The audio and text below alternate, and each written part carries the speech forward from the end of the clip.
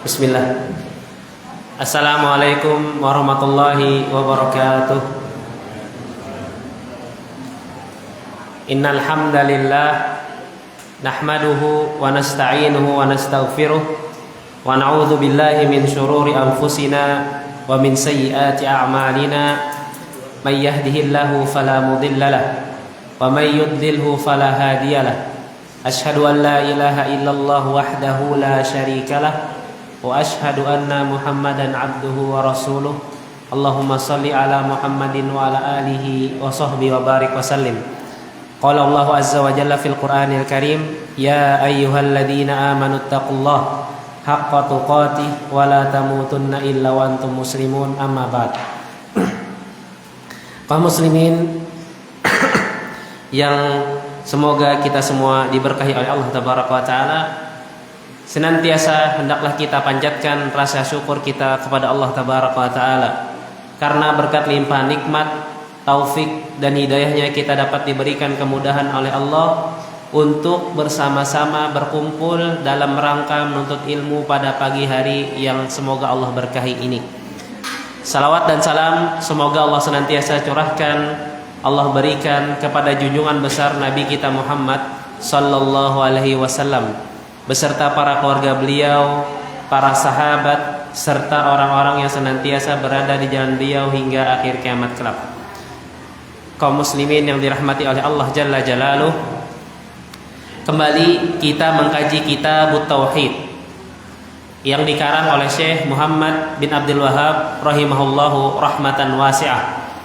Masih di dalam bab yang sama, melanjutkan pelajaran yang telah diajarkan oleh Ustaz Arif hafizahullah ta'ala tentang masalah al-khawfu minallah, takut kepada Allah tabaraka wa ta'ala, yaitu yang berada di dalam bab 32, takut kepada Allah tabaraka wa ta'ala, yang mana kita sedikit mengulang bahwasanya takut itu adalah komponen terbesar dalam ibadahnya seseorang.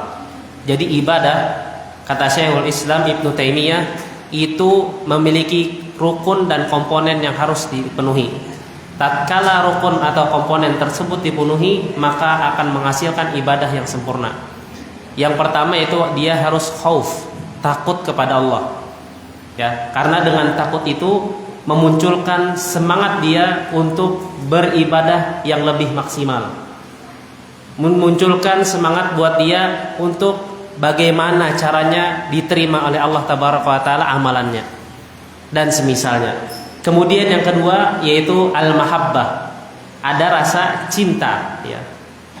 Dan tidak bisa dipungkiri seseorang kalau ingin beribadah maksimal, maka dia harus menyukai, harus cinta dulu terhadap ibadah tersebut. Seperti mengetahui keutamaannya, misalkan keutamaan tasbih, keutamaan mengucapkan la ilaha illallah, harus tahu dia. Sebagaimana kita ketahui ucapan la ilaha illallah itu kalaunya di hari kiamat lebih besar timbangannya daripada 7 lapis langit dan bumi digabungkan. Mengucapkan la ilaha illallah dengan sepenuh hati, itu mendapatkan pahala yang sangat banyak, ya. Yang kata Allah Azza wa Jalla di dalam hadis qudsi, lebih besar daripada 7 lapis langit dan 7 lapis langit digabungkan, ya. Cinta, mengetahui keutamaannya, maka dia mengamalkan apa? Amalan tersebut. Kemudian yang ketiga, al-khauf wal mahabbah dan roja, yaitu mengharap.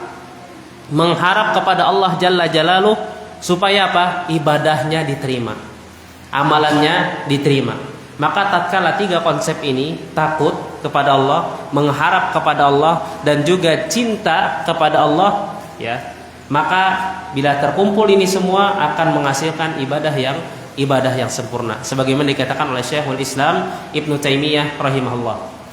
Kembali kita mengkaji kitab ini di dalam bab takut kepada Allah, ya, di dalam ayat yang kedua atau ayat yang ketiga, ya, di dalam surah Al-Ankabut ayat ke-10, surah Al-Ankabut ayat ke-10.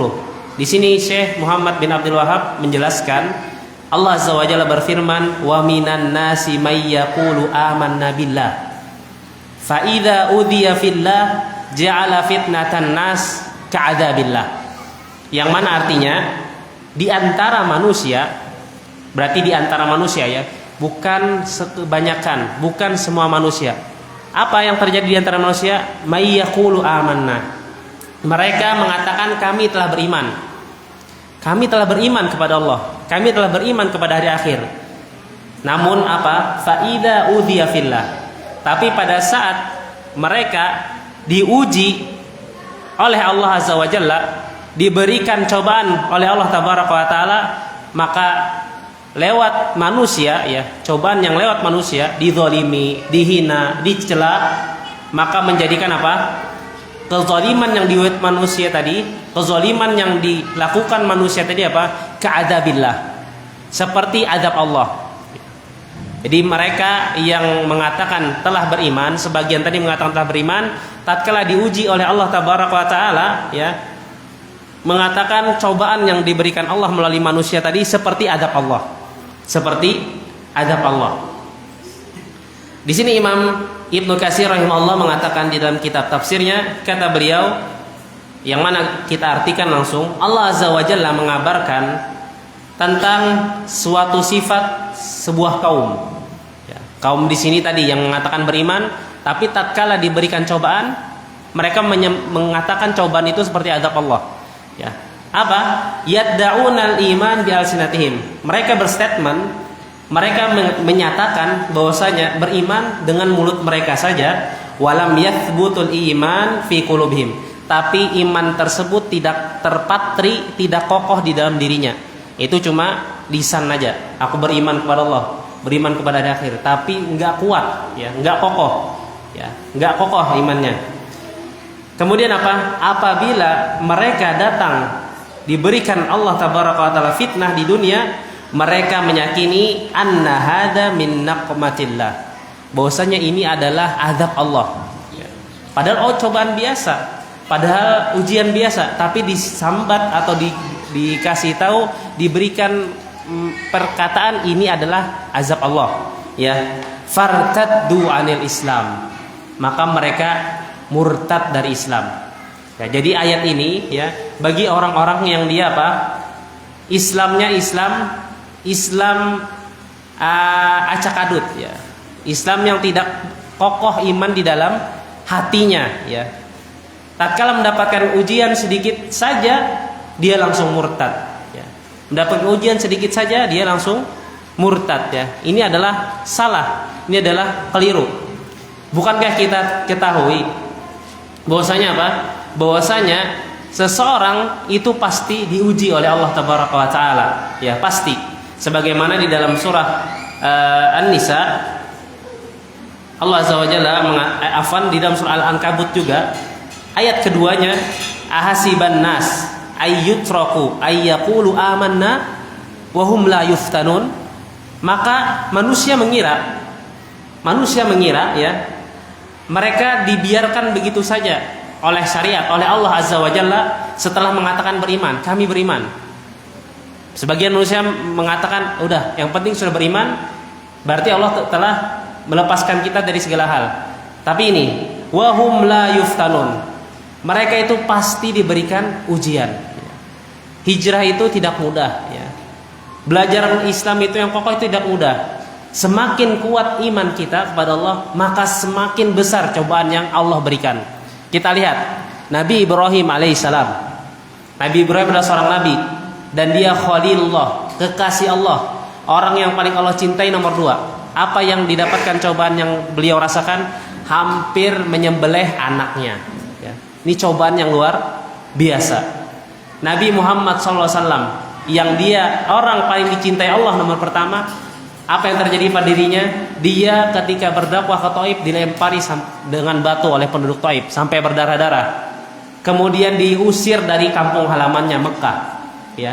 Apakah ini adalah sesuatu yang azab Allah? Tidak, ya. Ini bukan azab Allah, tapi Allah Azza wa Jalla ingin memberikan ujian kepada kita, ya. Ingin memberikan ujian kepada kita. Orang beriman, ya, orang beriman itu tidak semertanya cuma mengatakan dengan lisan saja, pasti akan Allah coba, pasti akan Allah coba. Semakin kuat iman seseorang, maka semakin besar, ya, semakin besar cobaan yang Allah berikan. Nabi SAW pernah mengatakan di dalam hadis, asyaddun nas balaan al-anbiya. Orang yang paling besar ujian dan cobaannya itu adalah para nabi.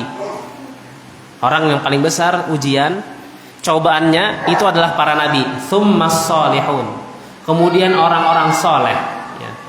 Jadi pertama para nabi itu ujiannya luar biasa dahsyat. Yang tadi saya ulun jelaskan apa? Hampir membunuh anaknya Ismail. Kemudian apa?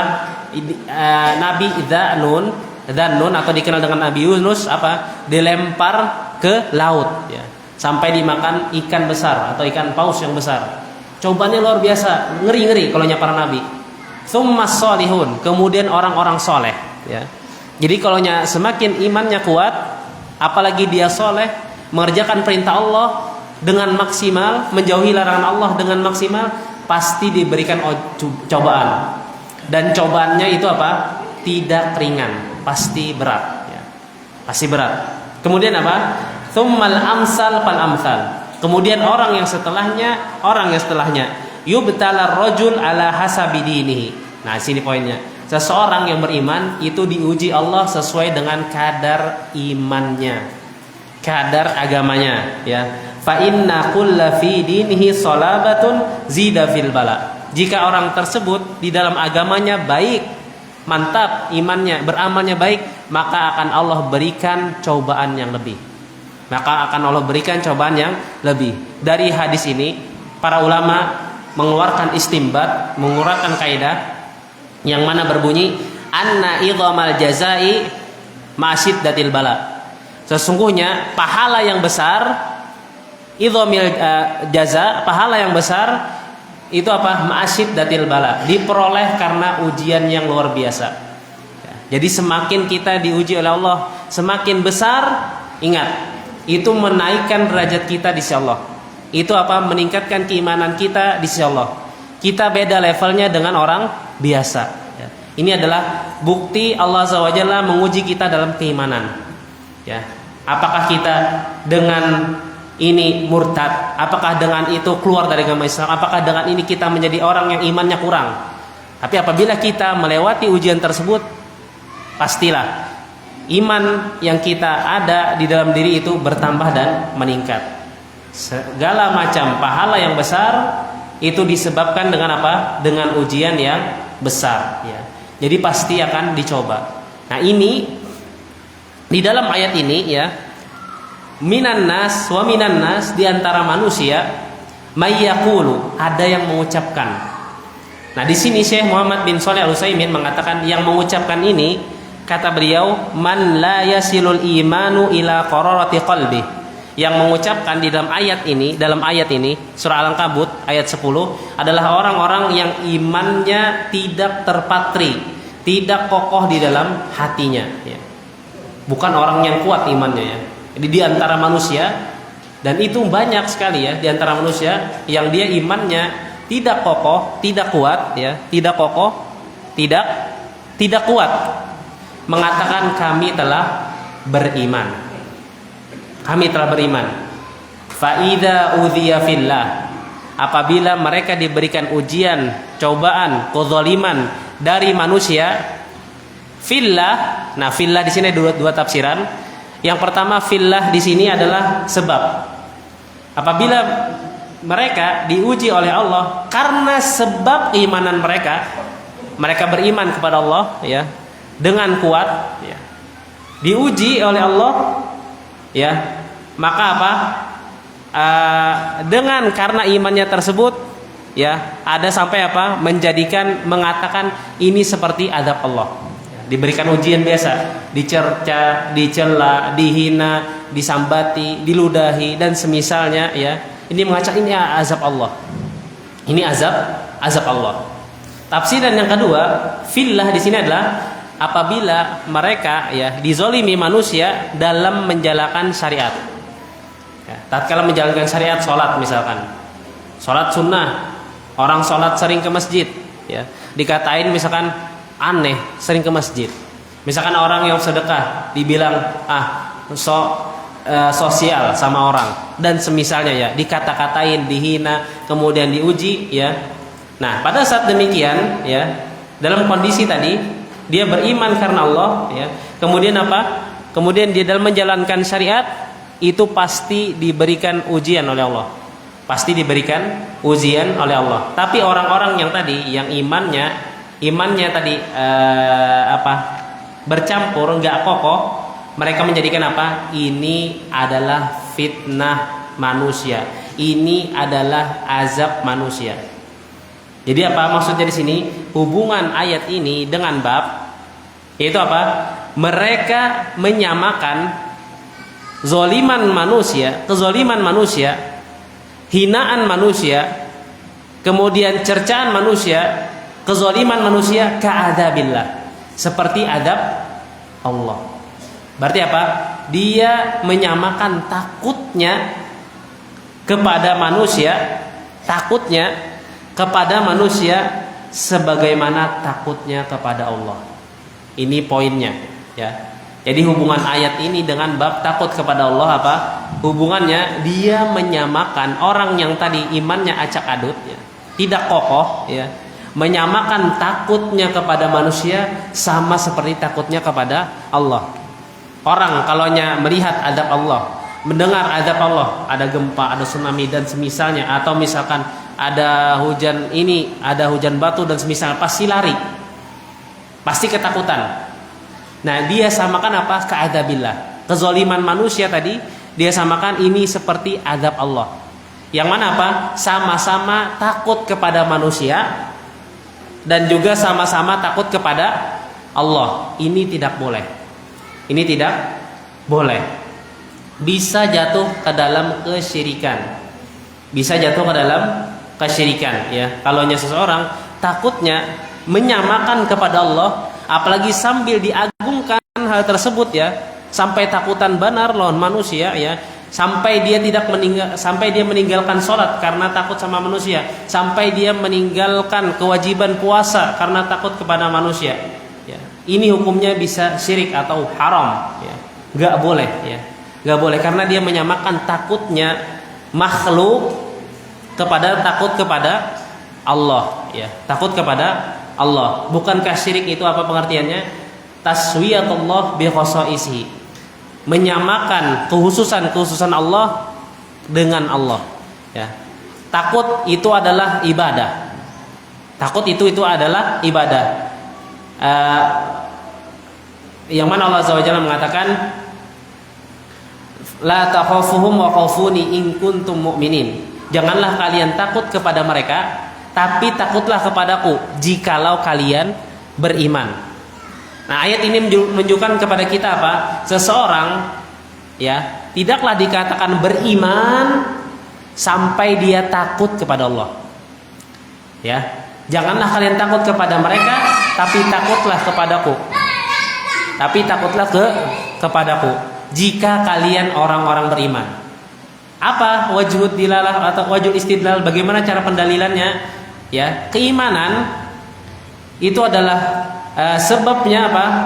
Takut kepada Allah ya. Takut kepada Allah itu adalah tanda daripada keimanan seseorang. Jadi apabila seseorang takutnya kepada Allah sama seperti takutnya kepada manusia, ini bisa jatuh ke dalam kesyirikan. Waliyadzubillah. Ini makanya penting sekali kita belajar yang namanya tauhid ya. Karena banyak di antara kita takut aja. Itu mungkin bukan ibadah. Ya takut. Ya, takut. Padahal takut itu adalah ibadah kepada Allah ya. Takut itu adalah ibadah kepada Allah ya. Takut termasuk daripada ibadah ya. Tatkala takutnya kita berlebihan, apalagi sampai mengagungkan, meninggalkan perkara wajib, melanggar perkara yang diharamkan oleh Allah Tabaraka wa Taala, maka orang tersebut bisa jatuh ke dalam kesyirikan ya. Jikalau seperti itu. Kemudian apabila takutnya tersebut ya, yang pertama tadi takutnya seperti takut kepada Allah. Ini sepakat bahwasanya apa? Ini bisa syirik.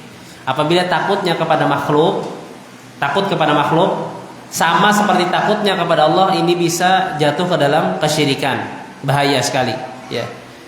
Apabila kondisi kedua, takutnya itu adalah sebab dia meninggalkan yang wajib dan melakukan yang haram, takutnya itu adalah sebab meninggalkan wajib dan melaksanakan yang haram, ini jadi hukumnya haram.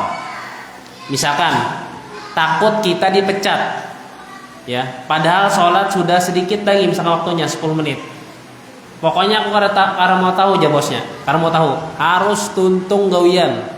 Bilanya kadai kamu aku pecat, ya. Nah, kemudian apa? Waktu yang tersisa untuk mengerjakan sholat asar atau sholat maghrib itu cuma 10 atau 15 menit. Dia lebih mematuhi bosnya, ya. Ini berarti apa? Lebih takut kepada bosnya daripada Allah sampai apa? Meninggalkan kewajiban. Nah, takut di sini hukumnya haram. Kenapa? Karena menghantarkan seseorang kepada meninggalkan perintah dan apa? Mengerjakan haram, mengerjakan larangan. Adapun khauf yang ketiga, khauf seperti tabiat saja, ya. Takut secara kebiasaan, seperti misalkan takut bila ada orang membawa samurai hendak menimpas, atau misalkan takut melihat singa, atau misalkan takut dalam keadaan yang mencekam. Ini tidak mengapa. Ini tidak mengapa. Ini hukumnya mubah. Ini karena tabiat manusia. Tabiat manusia, ya, misalkan takut melihat orang ngeri, takut melihat hewan buas, takut misalkan dalam suatu situasi mencekam, ini takutnya tidak mengapa. Mubah boleh. Karena itu fitrah manusia. Tapi kalau takutnya sampai meninggalkan perintah, mengerjakan larangan, inilah yang sampai derajat haram. Ya. Yang terakhir tadi apa? Tatkala takutnya sama seperti takut kepada Allah. Misalkan fulan takut kepada suatu kaum sebagaimana takutnya kepada Allah, maka ini bisa jatuh ke dalam kesyirikan, ya. Inilah yang ditunjukkan daripada ayat tadi, ya. Ja'ala fitnatan nas ka'adabillah. Orang yang tadi imannya acak adut menjadikan apa? Kezoliman manusia, ya, takut terhadap kezoliman manusia, takut pada hinaan, cercaan manusia, seperti takut kepada azab Allah. Ini poinnya, ya. Jadi dia apa? Menyamakan takutnya kepada manusia, kepada makhluk ciptaan Allah, sama seperti takut kepada Allah. Inilah yang bisa menjadikan seseorang terjerumus ke dalam kesyirikan. Waliyadzubillah. Nah, ini sangat pentingnya kita untuk apa? Belajar yang namanya tauhid, ya. Karena kalau dengan seseorang belajar, pasti mengetahui apa yang dibolehkan, pasti mengetahui apa yang tidak dibolehkan. Kalau orang yang tidak belajar, ya, maka dia bisa terjerumus bahkan berkali-kali. Waliyadzubillah. Ya. Dan takut ini termasuk daripada ibadah. Kenapa? Karena di sini penulis menjelaskan kepada kita apa hubungan bab takut kepada Allah dengan tauhid. Ya, kitab tauhid. Kenapa disebutkan di dalam kitab tersebut bab takut kepada Allah? Karena takut kepada Allah termasuk tauhid. Takut kepada Allah termasuk daripada tauhid. Makanya Syekh Muhammad bin Abdul Wahab meletakkan bab tersebut di dalam kitab tauhid. Jadi kita harus takut kepada Allah, karena ini bagian daripada yang namanya tauhid. Baik. Kaum muslimin yang dirahmati oleh Allah Jalla Jalaluhu, sebagaimana kita ketahui tadi, hubungan ayat ini dengan bab itu adalah dia takut kepada kezaliman manusia sebagaimana takut kepada azab Allah. Ini tidak boleh, ya. Ini tidak boleh, dan ini hukumnya bisa seseorang jatuh ke dalam kesyirikan. Pertama, bila menyamakan jatuh ke dalam kesyirikan, takutnya sama kepada Allah, bisa jatuh ke dalam kesyirikan. Kalau sampai menjadi sebab meninggalkan wajib, melaksanakan yang haram, ini jatuh ke dalam takut yang diharamkan. Kalau misalkan takutnya itu takut yang fitrah menurut manusia, ya, terbiasa menurut manusia, takut pada singa, takut pada buaya, takut pada orang bawa samurai atau semisalnya, ini takut yang dibolehkan. Ini takut yang dibolehkan. Baik. Adapun yang di sini kita ambil pelajaran dari ayat ini, ya, pelajaran penting dari ayat ini. Yang pertama, bahwasanya orang yang beriman itu pasti diuji oleh Allah. Orang yang beriman itu pasti diuji oleh Allah untuk menguji keimanannya. Seorang beriman itu pasti diuji oleh Allah Tabaraka wa Ta'ala untuk menguji keimanannya. Ya, banyak sekali dalam ayat Al-Quran dijelaskan demikian. Kita saja masuk surga, Allah katakan ya di dalam Al-Quran, am hasibtum, dalam surah Al-Baqarah, am hasibtum an tadkhulul jannah. Apakah kalian mengira kalian masuk surga begitu saja? Am hasibtum an tadkhulul jannah walamma ya'tikum mathalul ladzina khalu min qablikum. Dan kalian belum ditimpa musibah, ujian sebagaimana orang-orang sebelum kalian. Massathumud dharra, ditimpa dengan kesulitan. Massathumud dharra wasarra wal kadiminal ghaid, yaitu ditimpa oleh keburukan ya. Sampai di akhir ayatnya hatta yaqulun nabi wal ladzina amanu mata nasrullah.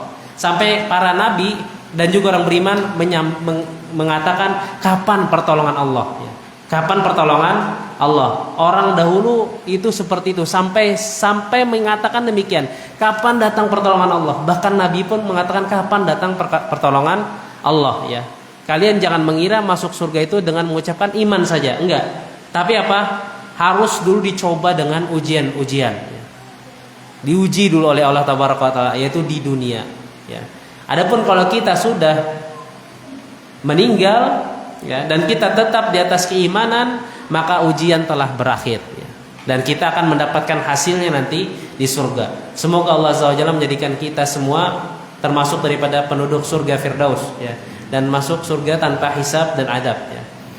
Jadi harus seseorang muslim bersabar dan bersabar ya. Semakin besar dia imannya, semakin besar juga cobaannya ya. Semakin besar cobaannya.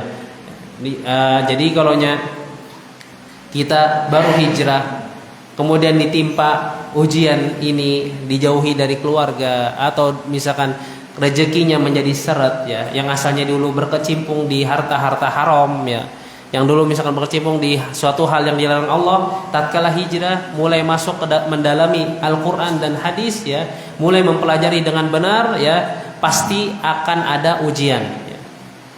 Allah Azza wa Jalla tidak membiarkan orang yang beriman begitu saja mengatakan amanna, tapi pasti apa? Yuftanun ya, wahum la yuftan, mereka pasti akan diuji, dan kita harus bersabar atas ujian yang datang menghadapi kita. Dengan ujian yang susah, maka apa? Pahala yang kita dapatkan, tingkatan keimanan yang kita dapatkan menjadi lebih tinggi dibandingkan keadaan kita pertama ya. Inna idhamil jaza ma'asyiddatil bala. Sesungguhnya pahala yang besar itu diperoleh akibat daripada apa? Bala atau musibah yang sangat dahsyat ya. Kaum muslimin yang dirahmati oleh Allah Tabaraka wa Ta'ala.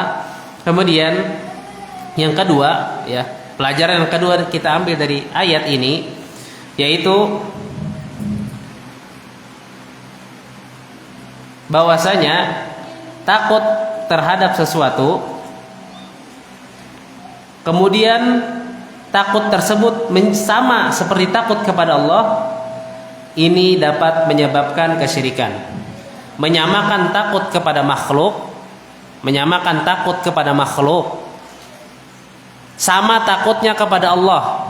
Sebagaimana ayat ini ya, takut kepada kezaliman makhluk, takut kepada hinaan makhluk, takut kepada ancaman dari makhluk, seperti takutnya kepada Allah, maka ini bisa jatuh ke dalam kesyirikan.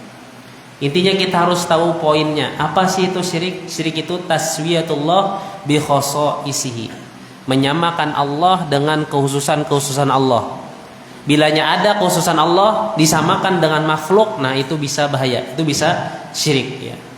Kehususan Allah, misalkan tadi takut ya, disamakan dengan makhluk.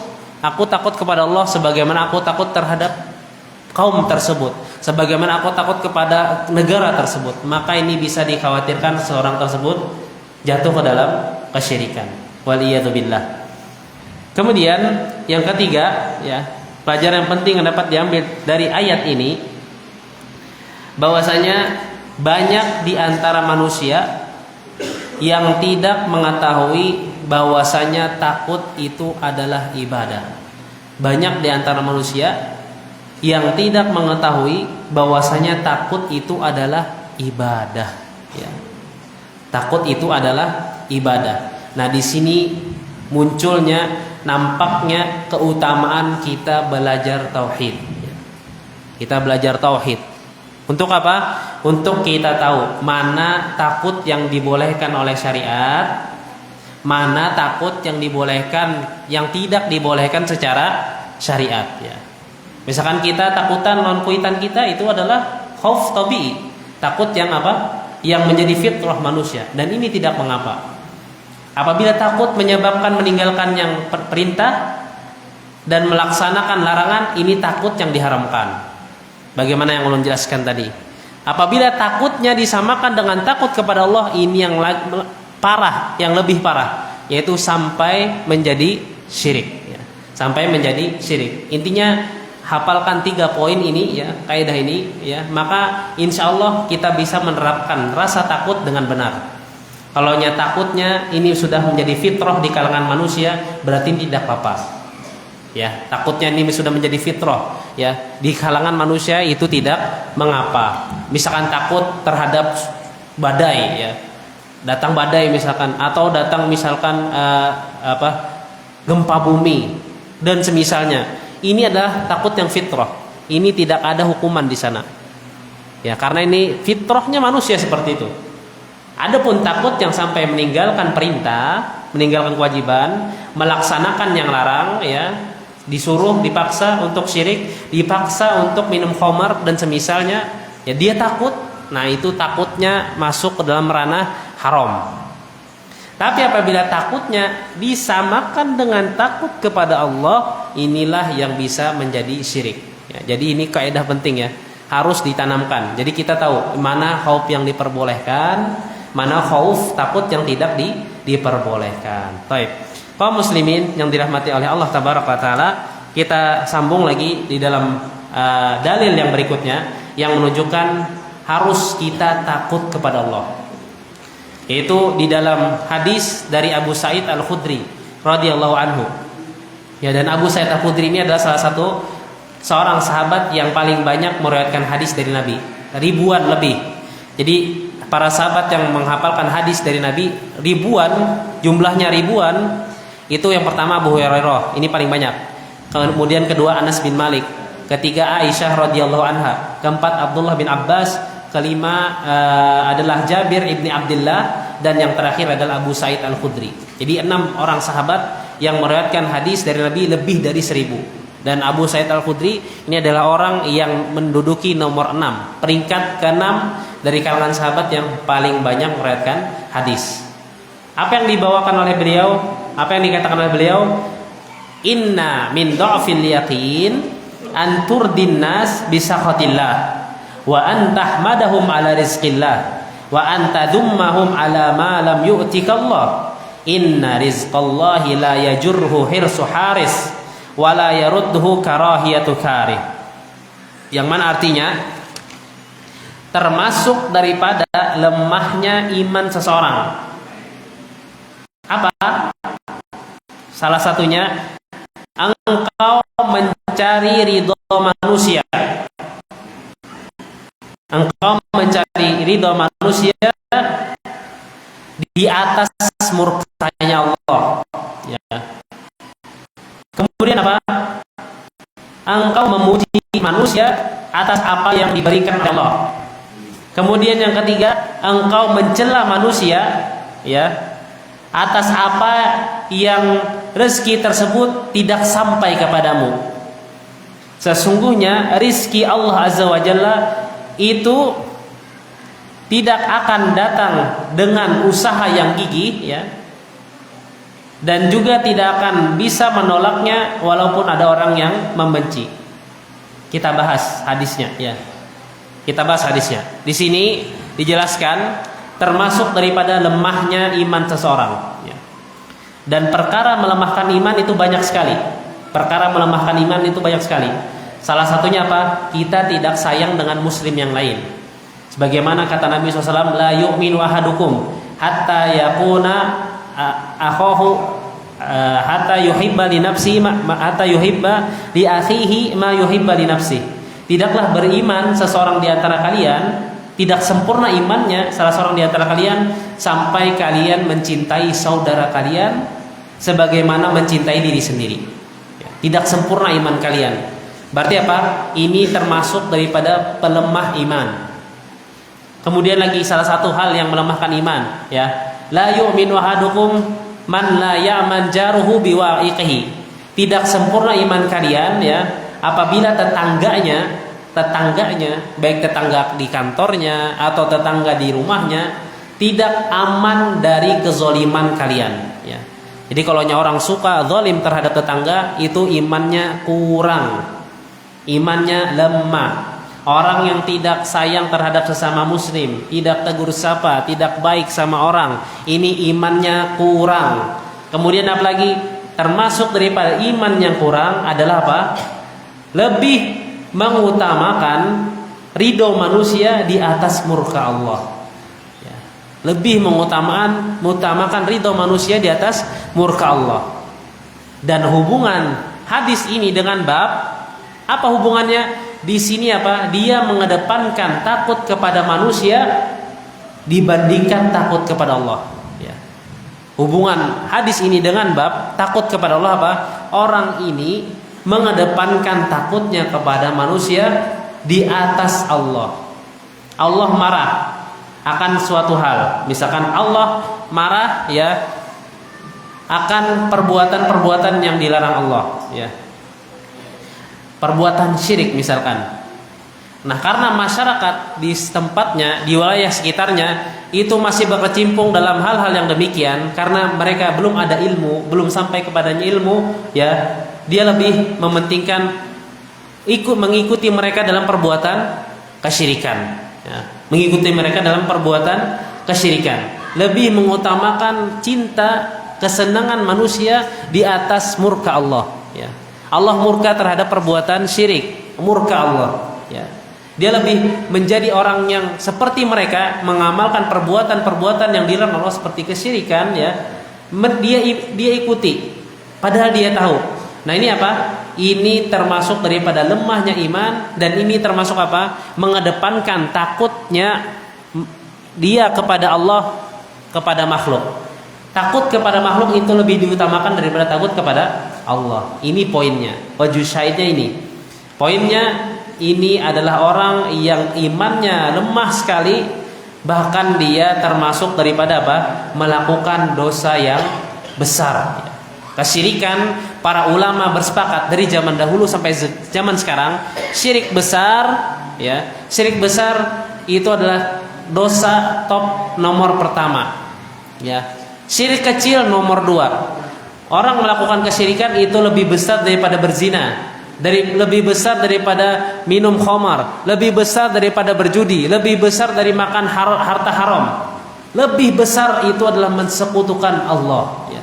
Dan ini para ulama bersepakat akan yang demikian. Imam Abu Hanifah, Imam Ahmad, Imam Malik, Imam Syafi'i mengatakan dosa yang paling besar di sisi Allah adalah kesyirikan, ya. Kesyirikan, ya. Ini luar biasa dahsyat, ya. Nah, di sini orang di sini apa? Dia lebih mengutamakan kesenangan manusia di atas murkanya Allah. Ini sangat bahaya sekali. Sangat bahaya sekali. Bisa jatuh ke dalam kesyirikan, ya. Kemudian yang kedua, wa antahmadahum ala rizqillah, dan kalian memuji manusia atas apa yang diberikan oleh Allah. Nah, maksudnya apa di sini? Engkau memuji manusia, terima kasih pala, jazakallahu khairan, makasih banyak, ya. Tapi anta nasital musabbib, engkau lupa akan yang memberikan rezeki tersebut, ya. Ini yang dilarang. Nah, kalaunya seseorang memahami hadis sesuai konteks hadisnya, redaksi hadisnya, nah ini bakal salah. Masa kita dilarang berterima kasih, memuji manusia yang memberikan rezeki Allah? Nah, ini salah, ya. Maksudnya, ya, di sini apa? Dia lupa akan siapa yang memberi, ya. Dia cuma berterima kasih kepada manusia, tapi lupa berterima kasih kepada Allah yang memberikan nikmat, memberikan harta itu padahal Allah. Dia itu sebagai wasilah, dia itu sebagai perantara. Sebagaimana contohnya ya, misalkan ada seorang bos ya menyuruh, wahai misalkan namanya Udin, wahai Udin, kasihkan 5M kepada Joko. Kemudian Udin datang ke Joko dan memberikan uang 5M tersebut. Maka otomatis si Joko apa? Berterima kasih kepada si Udin. Nah, tapi yang parahnya apa? Yang tidak bolehnya apa? Sebagaimana di hadis, dia lupa sama si yang memberi, yaitu bosnya. Nah, seperti itu. Orang yang dia berterima kasih kepada manusia saja, lupa dia bersyukur kepada Allah, inilah yang dilarang. Adapun misalkan kita berterima kasih kepada yang memberi dan juga berterima kasih kepada Allah, ini sesuatu yang disyariatkan dan juga disunnahkan ya. Sebagaimana Nabi SAW pernah mengatakan, man sona ilaikum ma'rufa, barang siapa yang membuat kepada kalian kebaikan, memberikan kebaikan kepada kalian ya, fa in lam tajidu ma tukafi'unahu, apabila kalian tidak bisa membalasnya, misalkan besar banget ya yang diberi, atau misalkan kita tidak mampu membalas yang diberi tersebut, apa? Fad'u lahu, doakan dia sampai kalian merasa itu sudah cukup baginya. Makanya apa? Kita di antara sunnahnya tatkala orang memberi, ucapkan jazakallahu khairan. Semoga Allah memberikan balasan kebaikan kepadamu. Ini disuruh atau dianjurkan oleh Nabi Muhammad SAW, atau berterima kasih. Dan jangan lupa bersyukur kepada yang memberi ya. Bersyukur kepada yang memberi. Mereka itu adalah wasilah rezeki antum ya. Rezeki kita. Mereka semua yang memberi kita itu adalah wasilah yang Allah berikan kepada kita ya. Dalam hidup itu Allah Azza wa Jalla telah menentukan rezeki kita ya, yang mana di dalam hadis tentang penciptaan manusia di rahim ya. Di sana itu dijelaskan wa ajalihi wa rizqihi. Ditulis di sana ajalnya tatkala ditiupkan ruh ya di dalam perut ibunda, dan juga apa? Rizkinya ya. Misalkan rizki hidupnya dapatnya 10 triliun atau 15 triliun dan semisalnya, tidak akan pernah berkurang dan bertambah. Pasti sampai ke mereka. Dan apabila sampai 15 triliun atau 10 triliun, maka orang tersebut akan meninggal ya. La yamutu ahadun hatta yaktamila rizqahu. Seseorang manusia itu tidak akan pernah meninggal sampai sempurna rezeki yang telah Allah catatkan, sampai sempurna Allah yang berikan, rezeki yang Allah berikan sampai sempurna ya. Jadi Allah menuliskan setiap orang itu memiliki rezekinya masing-masing, dan cara memperolehnya itu melalui perantara-perantara yang telah Allah atur ya. Misalkan Bang Fulan atau Bang Fulan A, Fulan B ya, memberi kita rezeki. Itu pada hakikatnya adalah rezeki yang Allah catat kepada kita tatkala waktu masih di dalam perut sang ibu ya. Jadi rezeki itu Allah yang memberi. Jangan sampai lupa kepada pemberi ya. Kita harus berterima kasih kepada yang wasilah tadi, perantara tadi, dan juga yang paling utama adalah bersyukur kepada Allah ya. In syakartum la azidannakum. Kata Allah Azza wa Jalla, jikalau kalian bersyukur, aku pasti akan tambah ya. Jadi kalau mau dapat nikmat lebih lagi, berterima kasih jangan lupa sama Allah. Bersyukur jangan lupa sama Allah. Lah, kenapa kan bertambah-tambah? Besinya berkurang? Ya mungkin dia cuma berterima kasih kepada manusia ya. Terima kasih jazakallahu khairan, tapi dia lupa kepada yang mengatur hal tersebut. Baik. Kemudian Nabi SAW mengatakan, wa antadzummahum ala ma lam yu'tikallah.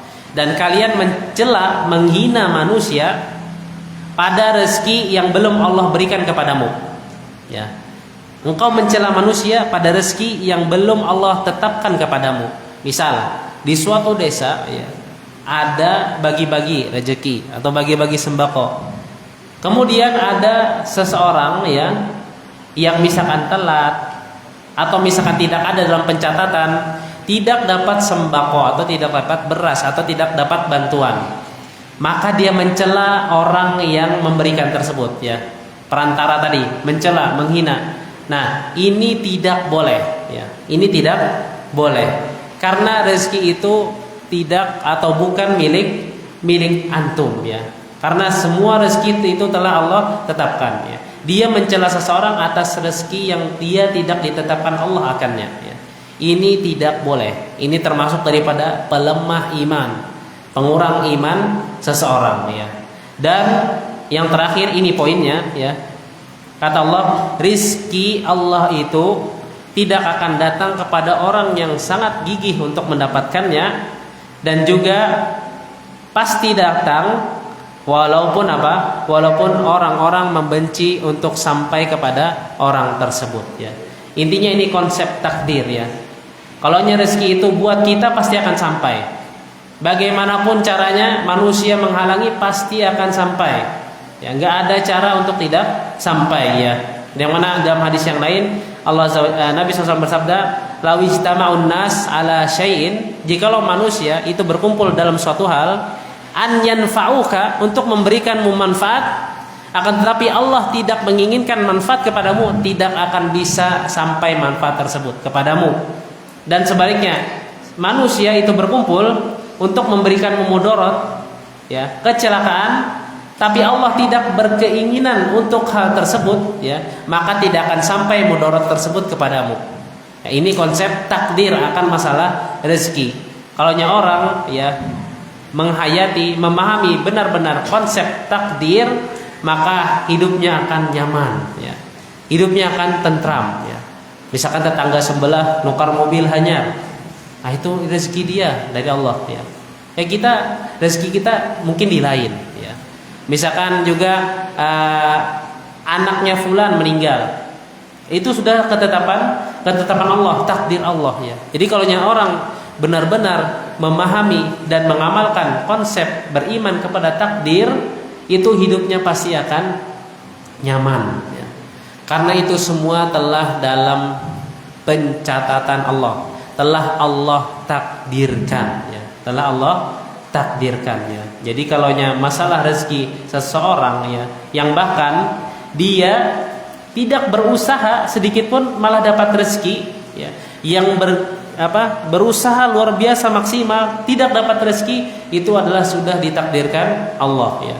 Dan bahkan di dalam cerita, ya, Imam Malik dan Imam Syafi'i beradu argumen akan masalah tersebut. Kata Imam Malik apa? Rezeki itu sudah Allah tentukan, ya. Gak perlu usaha. Kemudian kata Imam Syafi'i, rezeki itu perlu diperoleh dengan usaha, ya. Singkat cerita, Imam Syafi'i memberikan kepada gurunya Imam Malik rahimahullah, ya, makanan, ya. Kemudian kata Imam Malik, kata Imam Syafi'i rahimahullah, ini rezeki untuk pian, ya. Kemudian apa kata Imam Malik? Nah, ini aku dapat rezeki tanpa usaha. Intinya apa? Usaha itu adalah salah satu penentu dapat rezeki. Tapi apa? Tidak 100%, ya. Tidak 100%. Intinya apabila Allah memberikan takdir orang tersebut dapat rezeki, maka pasti akan dapat. Kalau tidak diberikan rezeki, maka pasti tidak akan dapat, ya. Jadi ini adalah konsep hidup seorang muslim, ya, beriman kepada takdir, ya. Beriman kepada takdir. Tapi juga kita harus ada yang namanya usaha.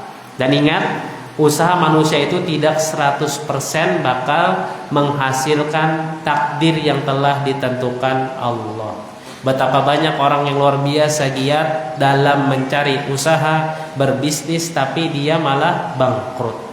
Ada juga orang yang dia biasa-biasa saja tapi malah mendapatkan harta yang banyak, misalkan warisan, atau misalkan dapat harta kaget, ya, misalkan di jalan atau misalkan di hutan, ya, dapat di dalam sungai atau di dalam tanah, ya, yang di sana tidak dimiliki oleh seorang pun, emas 1 kilo misalkan. Nah, itu rezeki dia, ya. Nggak ada usaha, nggak ada tenaga, ya. Intinya takdir Allah Azza wa Jalla itulah yang akan sampai kepada kita, rezekinya sampai kepada kita, ya. Jadi seorang harus benar-benar beriman kepada takdir Allah. Kalau tidak beriman, nanti dalam hatinya akan gundah gelisah, ya, gundah gelisah. Kenapa kawanku lebih ganal daripada aku dapatnya? Padahal gawiannya biasa-biasa aja. Nah, ini dia tidak beriman kepada apa? Takdir Allah. Ya, setiap orang itu memiliki rezekinya masing-masing. Jadi hubungan hadis ini dengan ayat, sebagaimana yang tadi ulun jelaskan, ya, orang di sini mengedepankan ridho manusia, ya, daripada apa? Murka Allah. Berarti apa? Dia lebih takut kepada manusia dibandingkan takut kepada Allah. Dan ini adalah hal yang dilarang, ya. Hal yang dilarang. Baik. Adapun pelajaran yang dapat diambil dari hadis ini, ya. Pelajaran yang dapat diambil dari hadis ini, yang pertama, iman seorang mukmin itu bertingkat-tingkat. Iman seorang mukmin itu bertingkat-tingkat, ya. Ada yang imannya sempurna tanpa apa?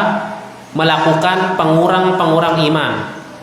Ada imannya yang masih di level bawah. Kenapa? Banyak melakukan pengurang-pengurang iman, ya. Ada yang imannya stabil di tengah-tengah, dia melakukan pengurang iman dan juga dia melakukan apa?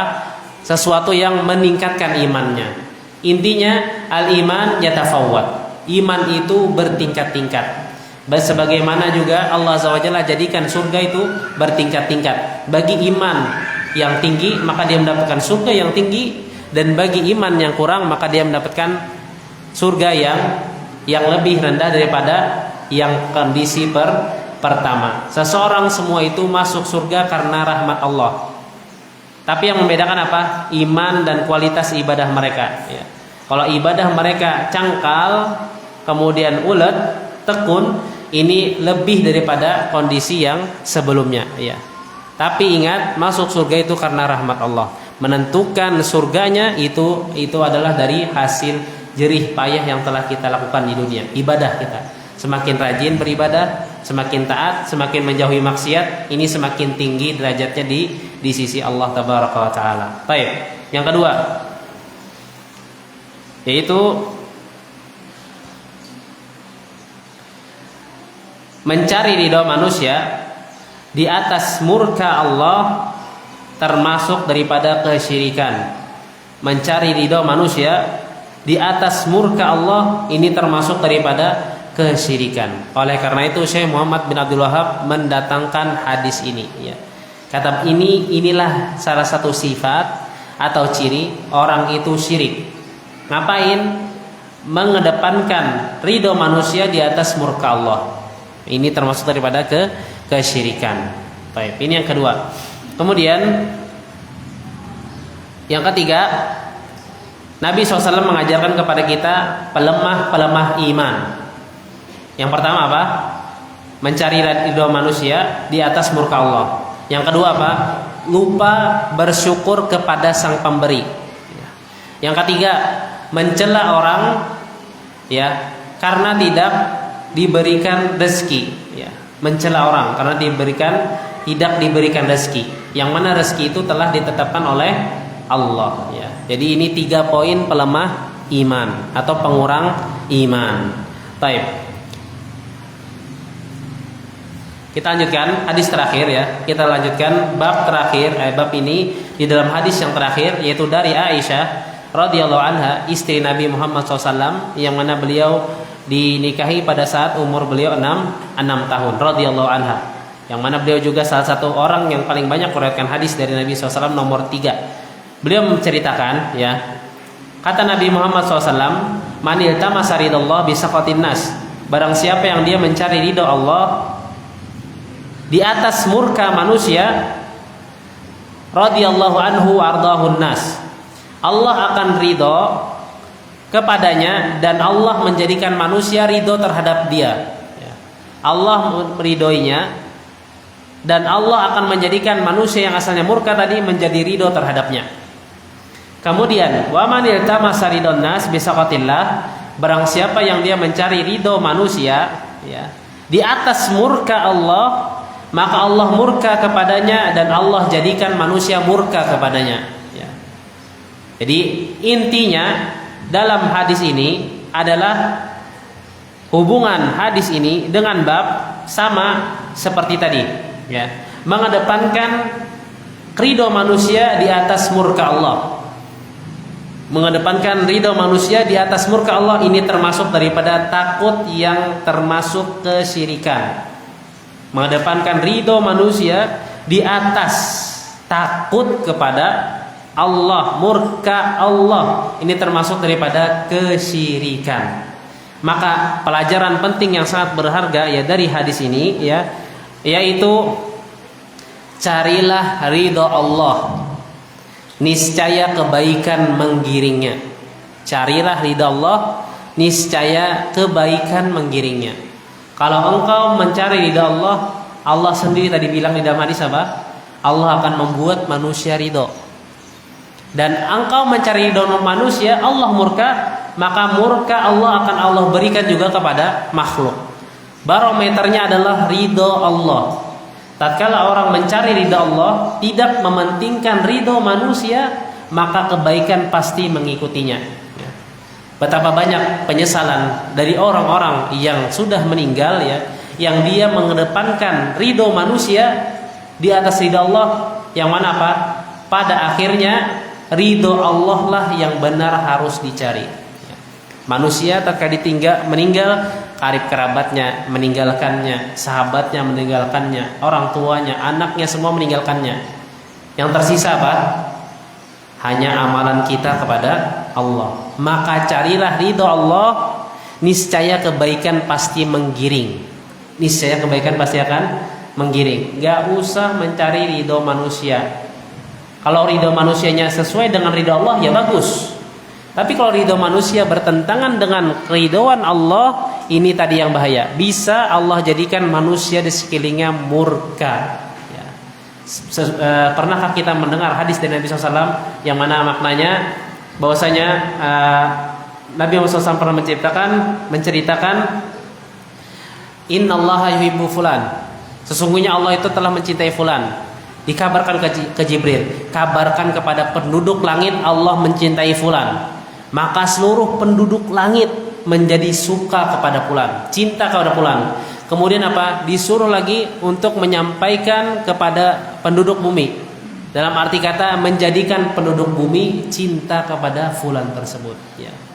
Intinya cari ridho Allah. Ya. Kalau Allah sudah suka, kalau Allah sudah ridho, sudah cinta kepadanya, niscaya semua makhluk akan cinta kepadanya. Bukan cuma manusia, tapi para malaikat yang di langit, ya. Mau dicintai seluruh makhluk, ini syaratnya ridho Allah dicari, ya. Ridho Allah dicari, terkenal di langit dan juga terkenal di bumi. Jadilah orang yang mencari ridho Allah, maka niscaya Allah akan memberikan kebaikan yang banyak. Kalau mencari ridho manusia, apa yang terjadi? Dua. Kalau sesuai dengan ridho Allah, ini akan selamat. Kalau tidak sesuai dengan ridha Allah, ya, menentang syariat, ini yang akan menimbulkan mudarat, ya. Dalam hadis ini mendapatkan pelajaran yang penting, bahwasanya mencari ridha manusia di atas murka Allah minal kabair, termasuk daripada dosa besar, ya. Sebagaimana yang telah dijelaskan oleh sahabat yang mulia Abdullah bin Abbas, yaitu al-kabair, yaitu yang mana di dalam redaksinya makhtumun bil'anah. Di dalam redaksi hadis atau juga ayat Al-Quran diakhiri dengan kata laknat, diakhiri dengan kata azab, diakhiri dengan kata siksa. Dan di sini apa? Diakhiri dengan kata laknat. Allah memurkainya. Berarti mencari ridho manusia di atas murka Allah itu termasuk kabair, dosa-dosa yang besar, ya. Dan ini bukan dosa yang ringan. Bahkan apabila telah berlebihan akan hal tersebut, ya, mengedepankan manusia luar biasa, bisa jatuh kepada dosa top nomor 1, yaitu apa? Kesyirikan. Maka oleh karena itu hendaklah kita senantiasa belajar akan tauhid, ya, supaya kita tidak terjerumus ke dalam perkara yang Allah tidak suka, perkara yang Allah benci, ya. Mungkin ini yang bisa menyampaikan. Saya dan khilaf, ulun minta halal, minta ridho, minta maaf, kebenaran mutlak hanya milik Allah dan juga Rasulnya. Ada yang ditanyakan? Silahkan. Kalau yang mau bertanya dipersilahkan.